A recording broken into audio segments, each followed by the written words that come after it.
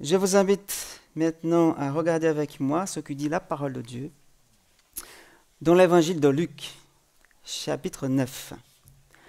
Luc, chapitre 9. Si vous avez une Bible, ouvrez-la, vous allez me suivre pour la lecture. L'évangile de Luc, chapitre 9, du verset 28 à 35.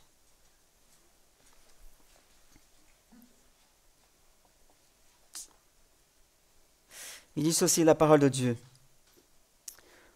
Environ 8 jours après avoir dit ces paroles, Jésus discutait avec les disciples.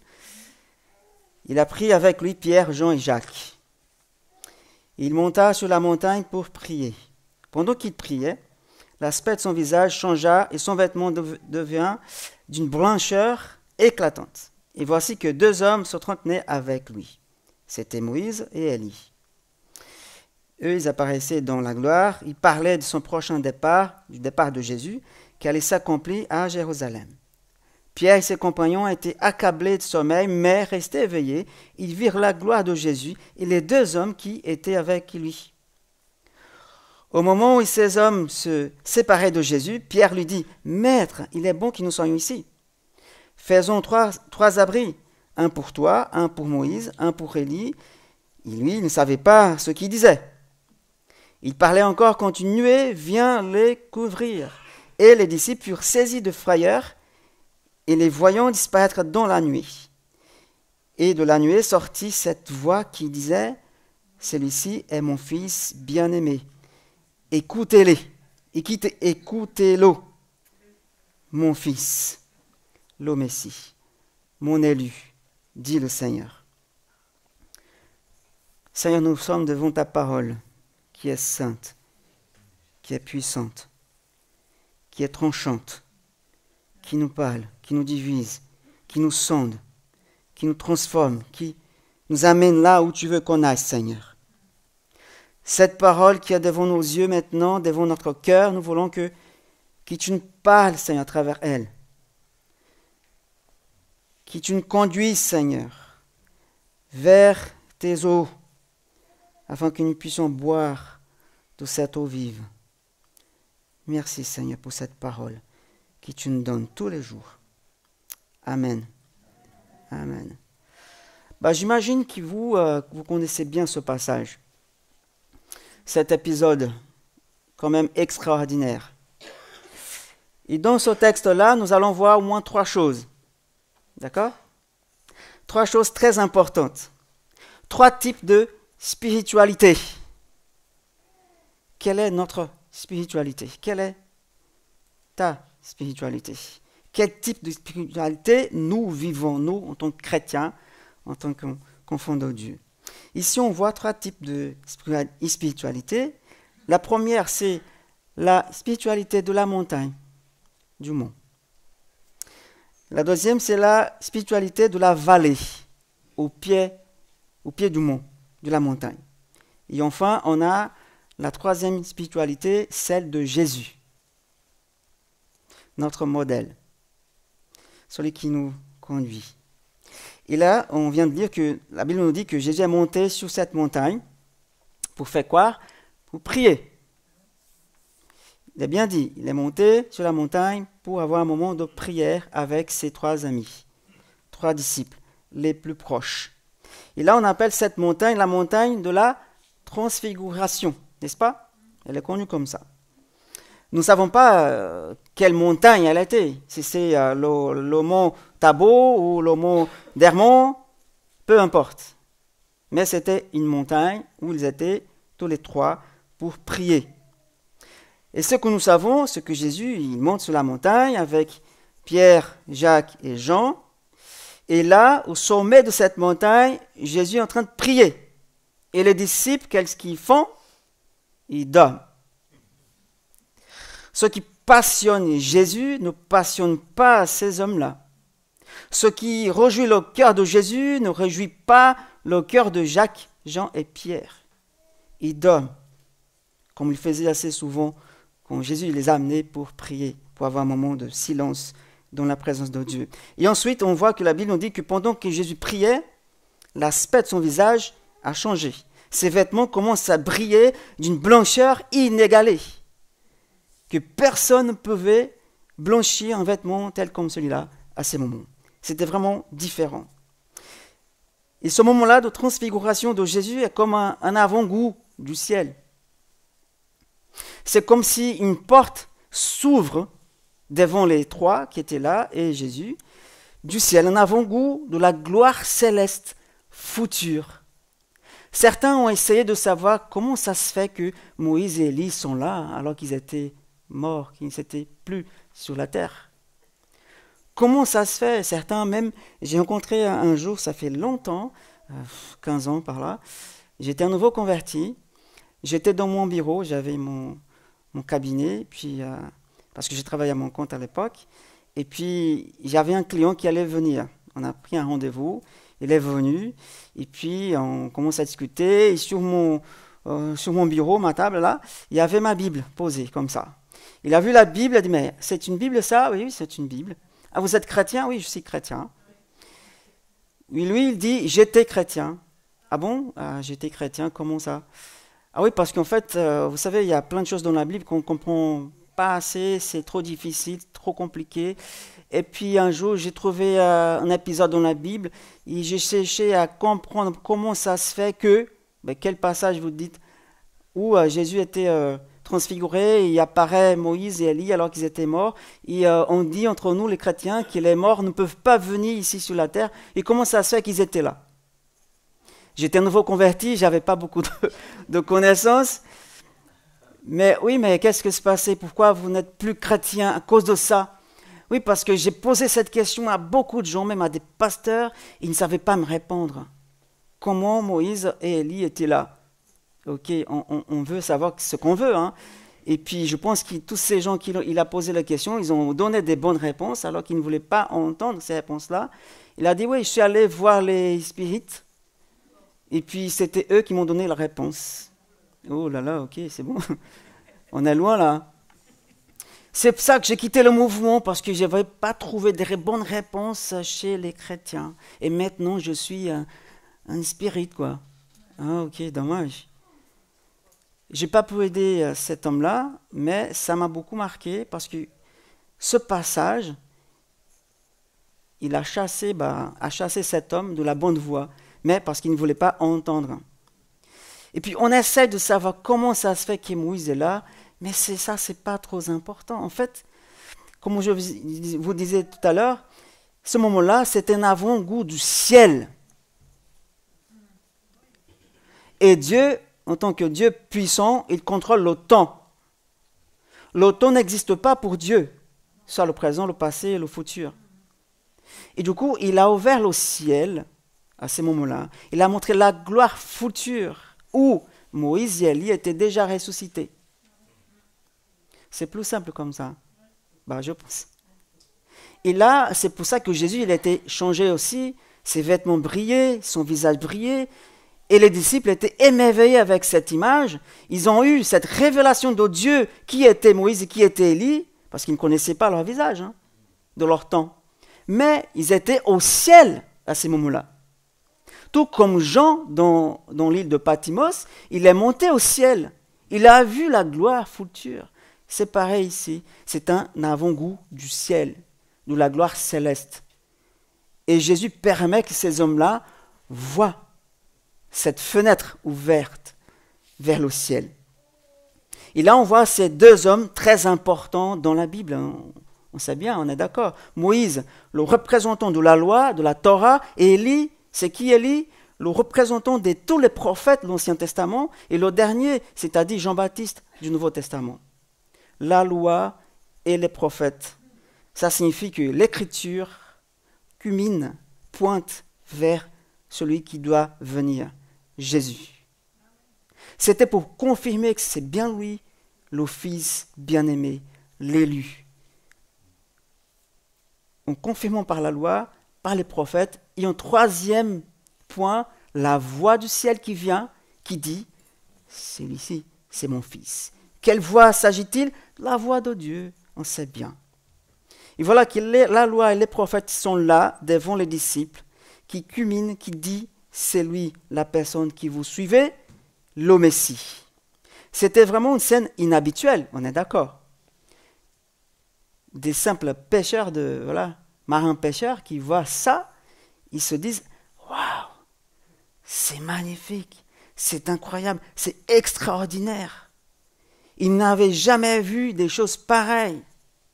Et c'est alors que notre ami et frère bien-aimé Pierre, celui qui toujours prend le premier pas, qui fait toujours en premier, il dit « Oh là là, Seigneur, il est bon que nous soyons ici, restons ici. On va même faire une tente pour toi, pour Moïse et pour Élie. » Mais dit la Bible que Pierre ne savait pas ce qu'il disait. Il était en extase. Il était émerveillé de cette scène. Il ne voulait que rester et pas revenir là-bas en descendant la montagne. Non, ici c'est mieux, Seigneur. On va dresser 3 tentes. Il a pensé à tous les 3 eux. Ils allaient être où? Je ne sais pas. Il a pensé à Élie, à Moïse et à Jésus. Mais là, il y a aussi une chose intéressante parce que Pierre n'avait pas beaucoup de connaissances. On est d'accord. C'était de nouveaux convertis. Quelques années, 2-3 ans max. Et puis, il ne savait pas grand-chose. Mais il a mis en quelque part Jésus dans l'égalité avec Moïse et Élie. Comme si tous les 3 méritaient la même chose. C'est l'ignorance, en fait. Il a dit, on va faire une tente pour toi, Moïse et Élie, en mettant Jésus dans le même stade, dans le même niveau que Moïse et Élie. C'est une erreur, mais bon, ils ne connaissaient pas grand-chose, c'est normal. Si c'était moi ou toi là-bas aussi, on ferait la même chose peut-être. Et ensuite, on voit que le lendemain, ils sont restés toute la nuit. Le lendemain, ils descendent la montagne. Et là, on passe au verset 37. On n'a pas lu, mais ça fait partie du paragraphe. Et la Bible nous dit que dans la vallée, si vous lisez plus tard ce chapitre-là, au pied de la montagne se trouvaient les 9 disciples qui sont restés en bas. Les 3 sont montés, et puis les 9 étaient en bas. Et avec eux, il y avait une foule, une multitude de personnes. Et là, au milieu de cette foule, il y a qui? Un père désespéré, affligé. Pourquoi? Parce que son fils unique était malade. Malade de quoi? Il était possédé par des démons. Il a, au pied de Jésus descend avec les disciples, ce père désespéré crie au secours, verset 40. « J'ai amené mon fils à tes disciples, mais ils n'ont pas pu l'aider. » Ils étaient incapables, impuissants. Et qu'est-ce que Jésus fait face à cette situation? Il soupire. Il dit, mais je ne crois pas. Génération incrédule et perverse, il dit. Il ne dit pas au père, il dit aux disciples qui étaient en bas, les 9. Il regarde vers eux, il dit, génération incrédule et perverse, jusqu'à quand serai-je avec vous? Jusqu'à quand devrais-je vous supporter? Ah ouais, c'est dur ça. Il parle aux apôtres, aux 9 qui sont restés en bas. Et là, il regarde le père désespéré, amène ton fils ici. J'imagine le visage de Jésus, il était vraiment un chaud.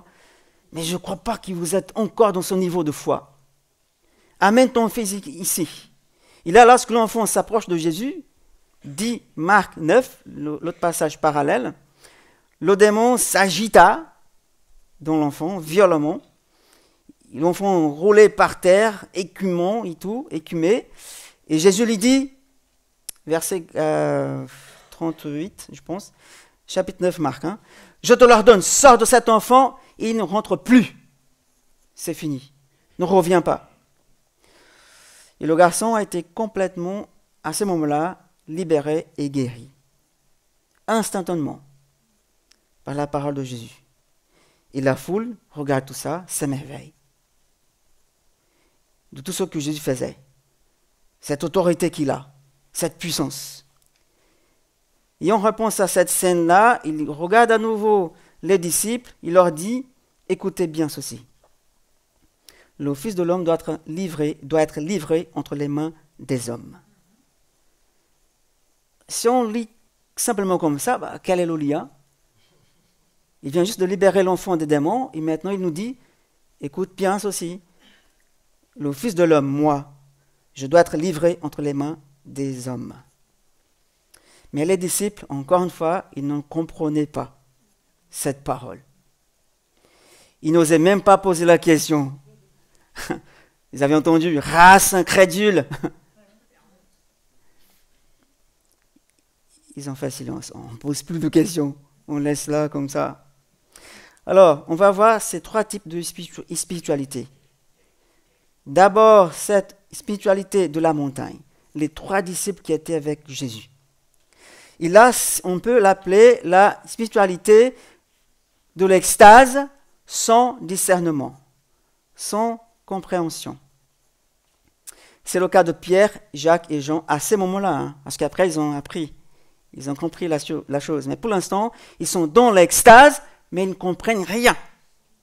Ils sont émerveillés, mais ils ne comprennent rien du tout. Il n'y a pas de discernement chez eux. Ils sont sur la montagne de la transfiguration, où la lumière du ciel descend, la gloire descend, et parfois on même demande ça à Dieu, Seigneur, descends ta gloire ici, fais descendre ta présence. Mais parfois on ne sait pas qu'est-ce qu'on demande. Et là, cette gloire est descendue, et là, ils foulent au sol miraculeux, parce qu'ils sont dans la gloire du ciel.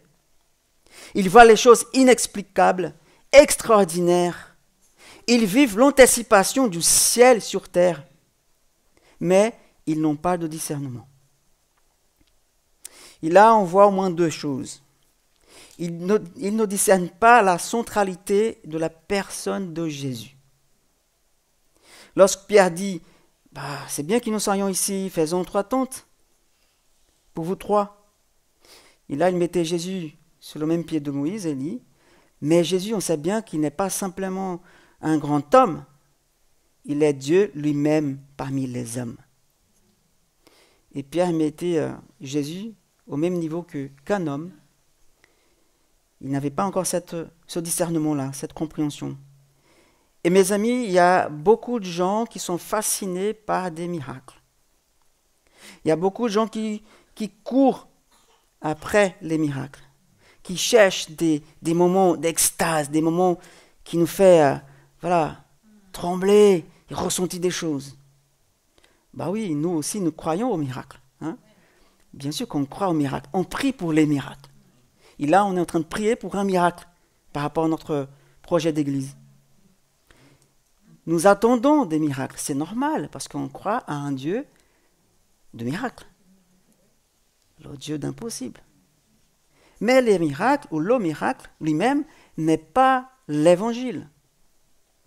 D'après la Bible, les miracles sont seulement des signes que le royaume de Dieu est arrivé, comme disait Jésus.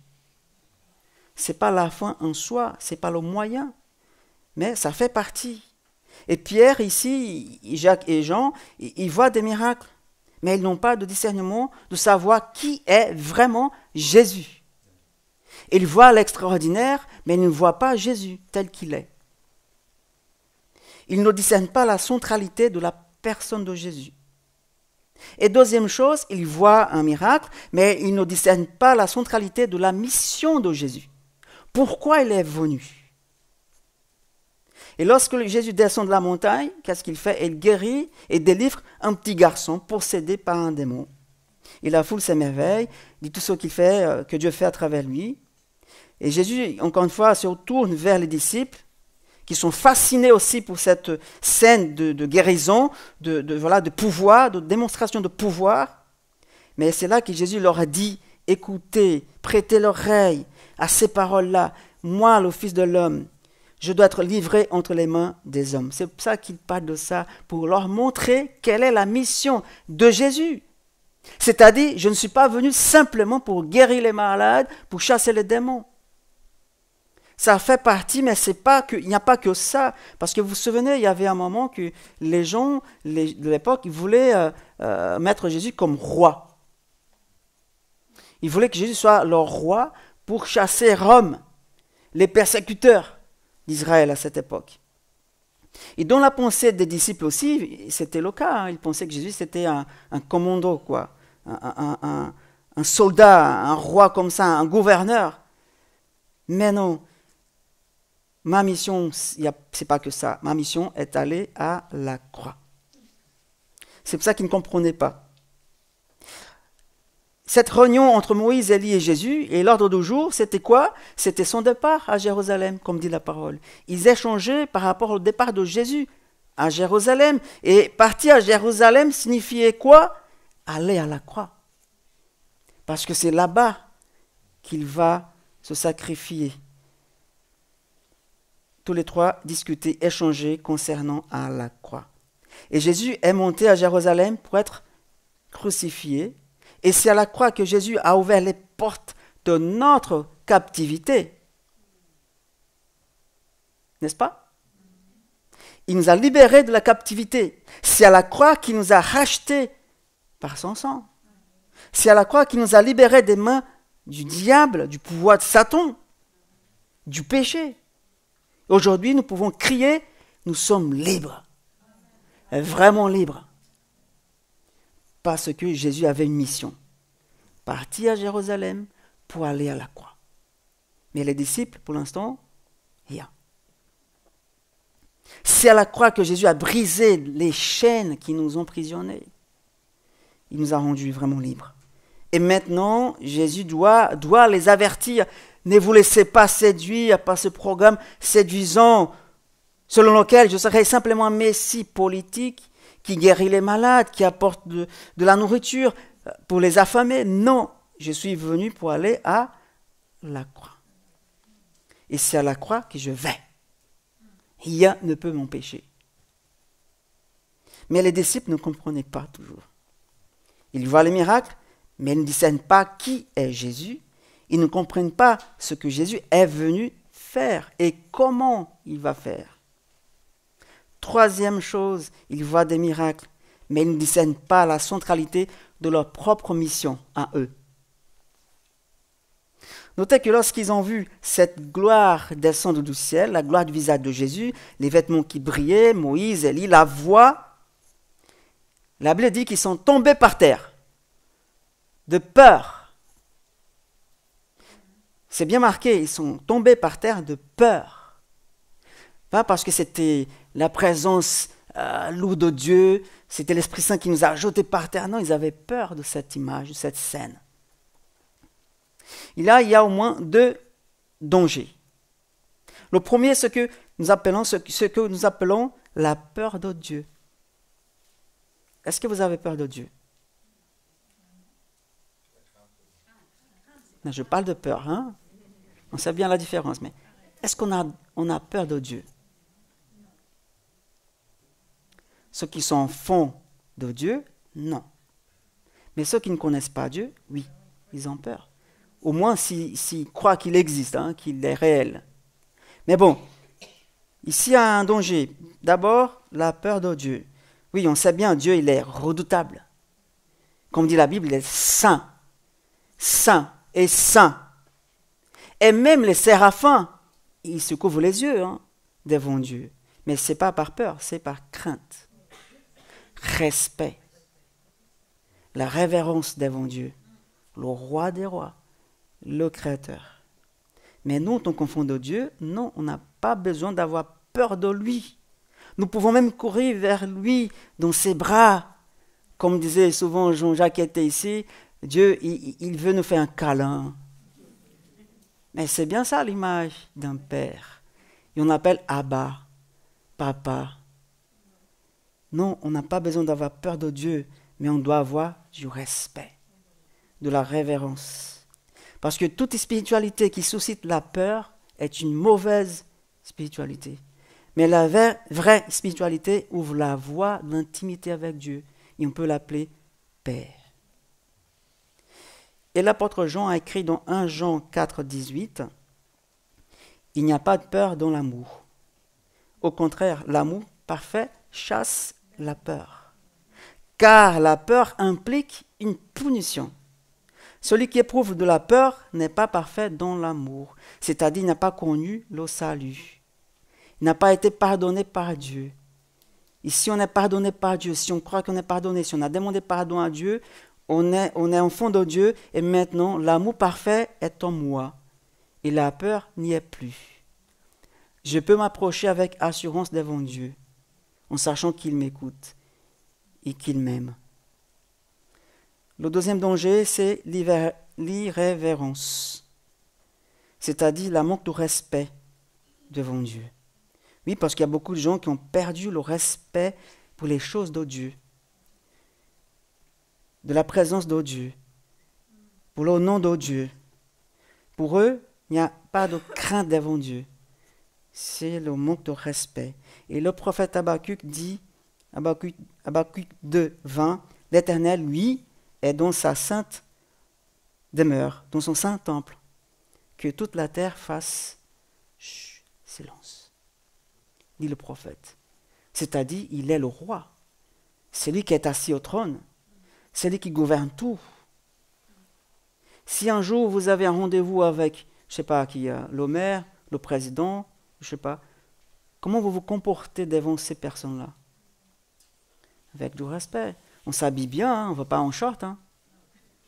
On ne va pas avec une casquette sur la tête en présence de ces gens-là. Comment nous nous comportons devant la présence du roi des rois? Avec quelle révérence nous venons vers lui? Même si on ne le voit pas, mais il est là. Amen. Le roi est là. Comment je dois me comporter devant sa présence? C'est le danger de l'irrévérence. Si on comprend bien, et si on connaît bien Dieu, voilà, je peux m'approcher sans peur, mais avec respect. Il reste Dieu. Il reste roi. Amen. Et en plus, le psalmiste dit dans Psaume 14, pour ces gens qui n'ont pas de respect de Dieu, le fou dit dans son cœur, il n'y a pas de Dieu. Alors je fais ce que je veux. Mais les fous, ils ne respectent pas, il n'y a pas de respect. Ils ne respectent pas la présence de Dieu. Alors que la présence de Dieu, elle est où? Elle est partout. Elle n'est pas en tout, mais elle est partout. Parce qu'il y a certains qui pensent que Dieu est dans l'arbre, dans la lune, dans le ciel, dans les animaux. Non, il est partout. Tout est dans sa présence. Et le fou dit dans son cœur, il n'y a pas de Dieu. Il est fou. Alors, on revient aux disciples. Ils voient donc les miracles, mais ils ne discernent pas la centralité de la personne de Jésus, ni la mission de Jésus, ni leur propre mission. Ils sont là, ils veulent rester sur la montagne pour faire je ne sais pas quoi. Mais c'est la spiritualité de l'extase sans discernement. C'est le premier type de spiritualité. Le deuxième type de spiritualité qui nous montre ce passage, c'est la spiritualité de la vallée. Des gens qui sont restés en bas de la montagne. Et là, on voit les 9 disciples avec la foule. Il dit la Bible qu'il y a cette foule qui sont des gens affligés, ils sont désespérés. Il y a des malades, il y a des opprimés, il y a même des possédés. Et au milieu de ces nombreux besoins, il y a un père qui est vraiment au bout, qui cherche les disciples, en espérant qu'ils vont guérir son fils, mais rien ne se passe. Il vit encore cette vie infernale avec cet enfant depuis longtemps. Alors, ce père désespéré demande aux disciples de libérer son fils de cet esprit qui le tourmente nuit et jour, qui entre en lui, qui le jette dans le feu, dans l'eau, par terre. L'enfant, il est tout cabossé, blessé partout. On peut même imaginer, lui, il jouait avec ses copains, et d'un seul coup, l'esprit vient entre en lui. Et cette scène horrible. Voilà une famille perturbée.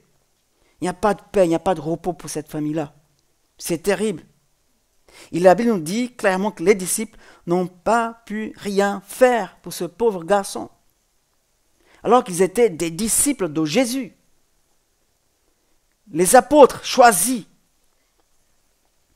Et lorsque nous lisons le texte parallèle de Marc, par exemple, il nous a dit que les disciples discutaient à ce moment-là avec les spécialistes de la loi, pendant que le garçon était comme ça. Il discutait avec eux.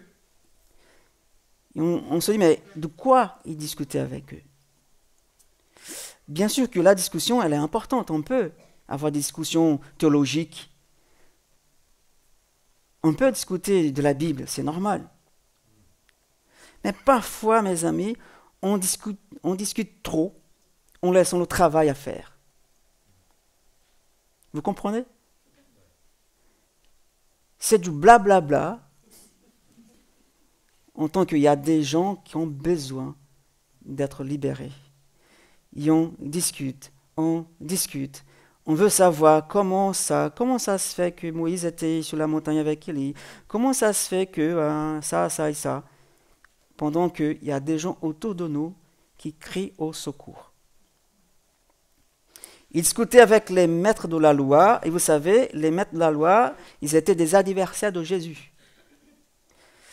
Voilà, mes amis, cela signifie que nous sommes parfois impliqués dans des longues discussions inutiles, arides, stériles. Nous perdons notre temps, nous perdons notre objectif, alors que nous avons un agenda urgent à remplir des besoins à satisfaire, à des gens affamés, emprisonnés. Voilà un danger.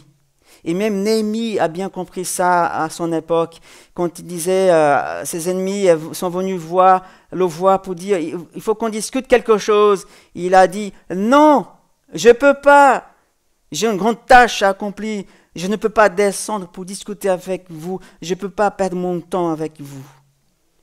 J'ai un travail à faire, Néhémie chapitre 6. Même David, il y a eu aussi un moment comme ça avec son frère Eliab. Eliab voulait discuter avec lui pour essayer de l'empêcher d'aller vers Goliath pour accomplir sa tâche. Il a dit non, je ne peux pas perdre mon temps en discutant avec toi, Eliab. Désolé, il faut que j'aille. J'ai un travail à faire. Chers amis, pendant que les disciples de Jésus perdent leur temps à discuter des choses, le diable est à l'œuvre. Pendant qu'on perd notre temps avec des choses secondaires, le diable, il emprisonne des gens.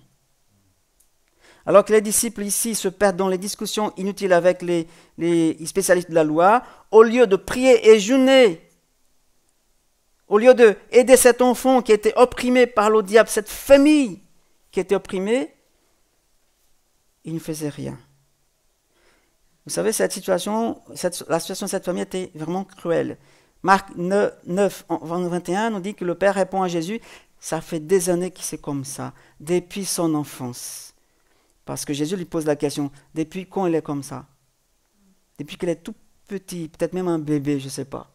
Imaginez le temps que cette famille vive cette situation difficile. Et le Père est donc confronté à un problème depuis des années.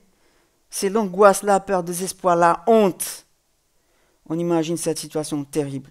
Et les disciples, on les appelle ici à ces moments de la spiritualité de la vallée, discutent l'œuvre au lieu de la faire, de l'accomplir.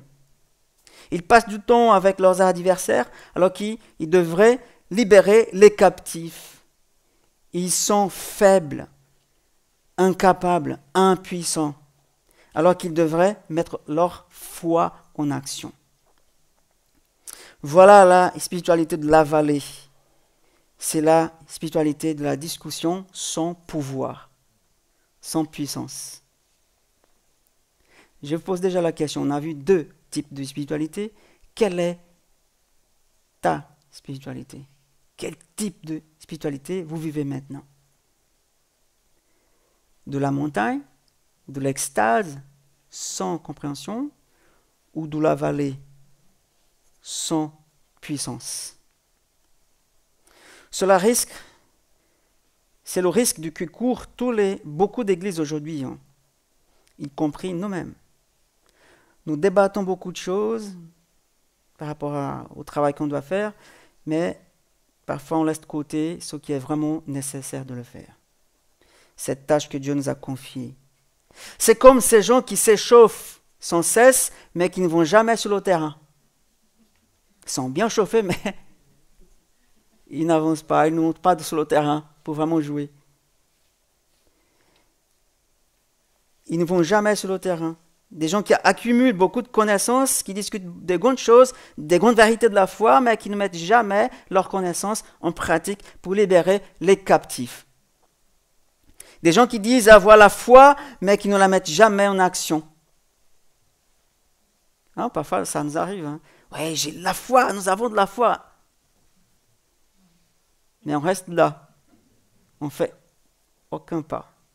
Et comment, mes amis, comment on doit mettre notre foi en action? Vous savez, nous marchons là maintenant, je vous parle ça assez souvent, c'est normal, hein?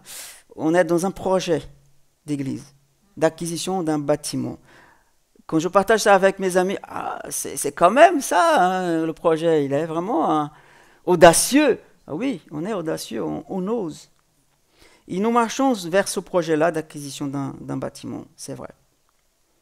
Et vous savez, le frère Olivier qui est là, qui est venu avec Emmanuel, c'était lui, à l'époque de Lucien Clerc, qui a donné la possibilité que notre église soit ici, dans cette salle. C'était grâce à lui. Hein.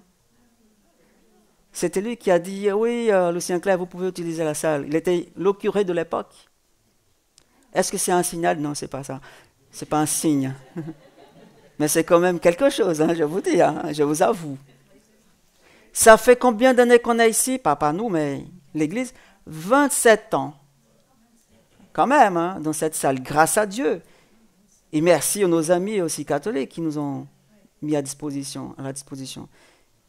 Oui, mais c'était le frère Olivier de l'époque qui a dit, oui, je signe, vous pouvez utiliser la salle. Merci Olivier. Et nous sommes là toujours. Pardon? Amen. Merci. Voilà. Comme je disais, nous sommes dans ce projet-là.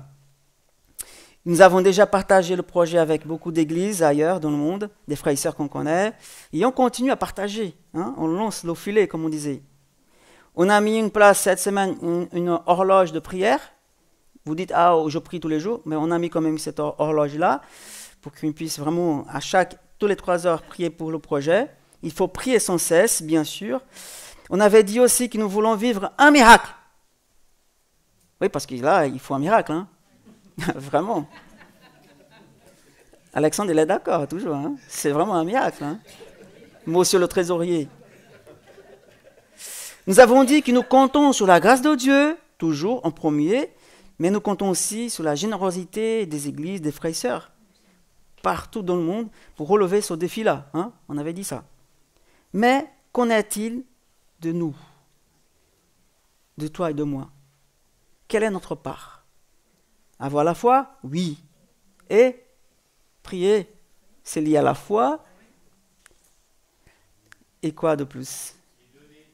Amen. Je crois que c'est ça que l'Esprit Saint nous dit. Hein. Il a déjà dit à quelques-uns ici dans l'église qui m'ont partagé. C'est à nous d'abord de faire quelque chose. Parce que c'est facile de dire, on a la foi. Ok. On attend. Oui, on attend par la foi, par la confiance, mais où est notre pas? En plus de la foi. Parce qu'avoir la foi, c'est déjà un pas, un grand pas. Mais il faut la mettre en action. C'est toujours ça comme on va dans la Bible. Et là, l'Esprit Saint nous a dit dans Jean 6, la multiplication des pains et des poissons. Vous connaissez. Ils étaient face à une chose impossible. Hein. Pourquoi? 5000 hommes, quand même. Il n'y avait pas de nourriture pour tous ces gens-là. Une foule de 5000 hommes, sans compter les enfants et les femmes. Il y avait là, au milieu de cette foule, un petit garçon qui avait quoi dans son carton? 5 pains et 2 petits poissons. Et puis, il n'avait que ça. Chers amis, cette image-là, c'est le peu que nous avons. On a 5 pains et 2 petits poissons. Par rapport à la somme du projet, total projet, c'est vraiment peu ce que nous avons. Nos petits poissons et les quelques bouts de pain. Oui, c'est peut-être rien du tout. Mais si chacun donne un peu, hein, selon leurs moyens, c'est comme si c'était ces 5 pains et 2 poissons. Vous voyez? Nous le remettons au Seigneur. Et qui va multiplier? Le Seigneur. On donne le peu qu'on a, selon nos moyens, et Dieu, selon sa volonté, ses desseins, il va multiplier tout ça. Voilà le pas de foi. Et je pense que c'est bien ça que Dieu veut de nous, que nous faisons nos pas à nous, selon nos moyens. Donnons avec le cœur, en attendant que ça se multiplie. Pour la gloire de qui? De Dieu. Pas de l'église baptiste, pas de l'église XY, non. Le nom de Dieu sera glorifié. Cela demande, mes amis, à chacun d'entre nous de faire un pas de foi. Et ces gens qui étaient au pied de la montagne, ils n'avaient pas la foi. Pas assez, on va dire. Hein. Ils avaient quand même, mais pas assez. Et les gens qui sont restés au pied de la montagne, comme je disais, pouvaient être appelés la spiritualité de la vallée. La spiritualité de la discussion sans pouvoir. Du blablabla sans puissance. Sans la présence de Dieu. Enfin, pour terminer, on a le troisième type de spiritualité, celle de Jésus. C'est ça qui nous intéresse. Hein? Voilà, vous attendez que ça. Oui, mais il faut quand même... Où je suis, quoi. Est-ce que je suis sur la montagne? Est-ce que je suis au pied de la montagne? Ou est-ce que je suis avec Christ, avec Jésus? C'est la spiritualité de la prière. Jésus est monté à la montagne pour prier. Jésus, en tant qu'homme, était un homme de prière. Il priait tout le temps au Jourdain, lors de son baptême. Et là, on voit que le ciel est ouvert, l'Esprit Saint descend, le Père dit, voilà, mon fils bien-aimé. Du Jourdain, il s'y rend dans le désert par l'Esprit Saint. Il est dans la prière pendant 40 jours. Il déjeunait et priait pendant 40 jours. Et je crois qu'il a prié tout le temps. Même s'il était couché, il priait de son esprit. Il continue son chemin, il va en Galilée, il prie pour les disciples, il prie pour chercher la volonté de Dieu. Il priait tout le temps. Il est sur la montagne de la transfiguration. Et Jésus prie. Et parce que Jésus prie, son visage est transformé. Ses vêtements brillent. Le Père confirme son identité, sa mission. Il part de la croix. Et à Gethsémani, Jésus a prié avec les larmes de sueur. Et sur la croix, il dit, Père, il prie, hein, pardonne-leur, car ils ne savent pas qu'est-ce qu'ils font. Il priait. Et aujourd'hui, où est Jésus? Où est Jésus? À la droite du Père. Il fait quoi? Il intercède pour nous. Il continue de prier. Il intercède pour nous. C'est là son spiritualité qui est marquée par la prière. C'est notre modèle, mes amis. Deuxième caractéristique de la spiritualité de Jésus, l'obéissance. Prière, obéissance. Le sujet qui était dans la conversation de Moïse et Élie, c'était son départ à Jérusalem. Hein. Ça signifie qu'il était obéissant. Il savait qu'il devait aller à la croix. Il doit obéir. Et ce départ-là n'avait pas pour but d'applaudir Jésus, de le mettre comme roi, de l'honorer comme roi, gouverneur. Non, avec un but d'être arrêté et humilié.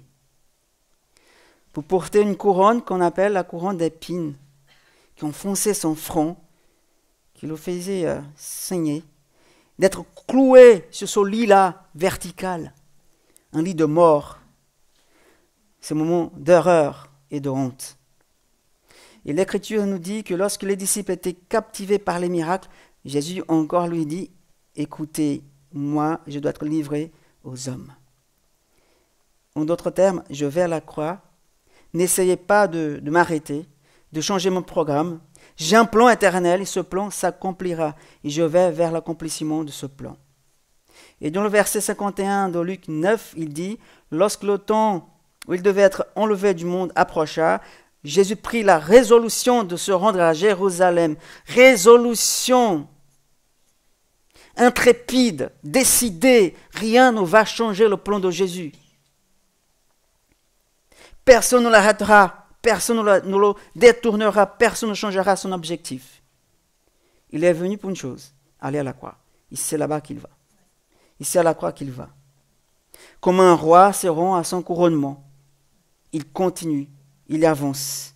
parce qu'il pense à toutes ces âmes perdues, emprisonnées, qui ont besoin d'être délivrées. Le plan a été établi depuis toujours, depuis l'éternité. Il va s'accomplir. Et là, mes amis, nous voyons Jésus en obéissance inébranlable. Même si le chemin de l'obéissance passe par la croix, il obéit. C'est cette spiritualité que nous avons besoin, mes amis. La spiritualité de la prière et de l'obéissance. Et la troisième caractéristique de cette spiritualité de Jésus, c'est la puissance. Prière, obéissance, puissance. C'est tout ça qui manquait aux disciples. Et les disciples n'ont pas pu libérer parce qu'ils étaient incompétents, vides de puissance. Ils demandèrent à Jésus, mais Jésus, pourquoi nous n'avons pas pu chasser ce démon-là? Et dans Matthieu 17, 20, un autre passage parallèle du même récit, Jésus leur répond, c'est parce que vous manquez de foi. C'est parce que vous manquez de foi. Si vous aviez de la foi comme un grain de moutarde, vous feriez des choses extraordinaires. Rien ne vous serait impossible si vous avez de la foi. Et on se dit, est-ce qu'on a vraiment de la foi? Est-ce que j'ai vraiment de la foi? Parce que pour l'instant, aucune montagne n'a pas bougé. On peut se poser la question. Et c'est à cause de la faiblesse de la foi, mes amis, qu'ils n'ont pas pu guérir et aider cet enfant. Ils n'ont pas cru, ils n'ont pas prié, ils n'ont pas jeûné, ils discutaient avec les spécialistes de la loi. Et là, on voit l'enfant qui est amené vers Jésus, et le Père qui exprime son angoisse, et que les disciples n'ont pu rien faire. Jésus dit cette phrase vraiment dure, « Ô génération incrédule et perverse, jusqu'à quand je dois vous supporter ?» En d'autres termes, lorsque nous sommes dépourvus de puissance, mes amis, cela offense Jésus. Si nous manquons de puissance, ça offense Jésus. Parce qu'il a dit, je vous donne mon autorité, je vous donne mon pouvoir, c'est à vous de le faire maintenant. Et si on ne met pas ça en pratique, on offense Jésus. Il soupire, il gémit, parce que nous n'avons pas de puissance. Car toute la grandeur de la puissance de Dieu, celle qui a ressuscité Jésus d'entre les morts, elle est à notre disposition, par l'Esprit Saint. Et si nous n'avons pas cette puissance, c'est parce que on n'en cherche pas. On ne la cherche pas. Si nous n'avons pas cette puissance, ce n'est pas par manque de puissance, c'est parce que nous ne la cherchons pas. Et Jésus ordonne alors aux démons de partir et ne revenir jamais. Et c'est ça qui arrive, l'enfant est guéri, parce que Jésus a l'autorité, a le pouvoir.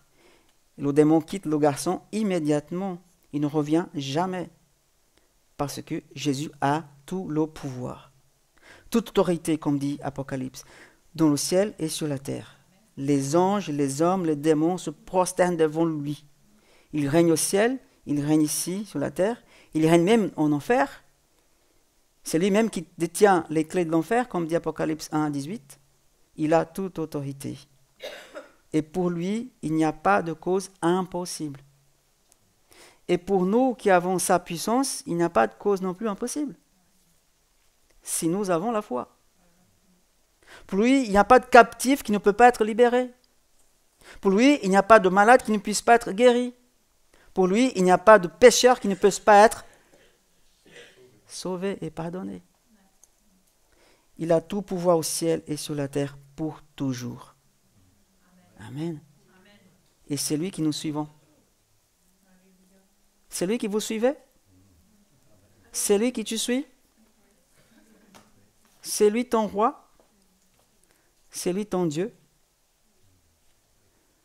Voilà, les amis, des leçons que nous apprenons ici. Il ne suffit pas d'avoir des titres comme des croyants, évangéliques, catholiques ou autres. Il ne suffit pas d'être diacre, prêtre, missionnaire, pasteur. Il ne suffit pas d'avoir d'excellentes connaissances. Il faut de la puissance. Il faut de la connaissance en Dieu. Il faut avoir une vie de prière, d'obéissance. Il faut la présence du Saint-Esprit en nous. Réfléchissez, réfléchissons. Nous ne pouvons pas avoir la spiritualité de la montagne, ni de l'extase, sans compréhension, sans discernement.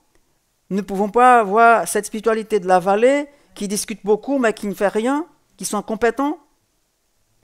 Êtes-vous satisfait de votre spiritualité aujourd'hui? Êtes-vous satisfait de votre spiritualité aujourd'hui? Et quel type de spiritualité vous désirez-vous? À vous-même, pour vous.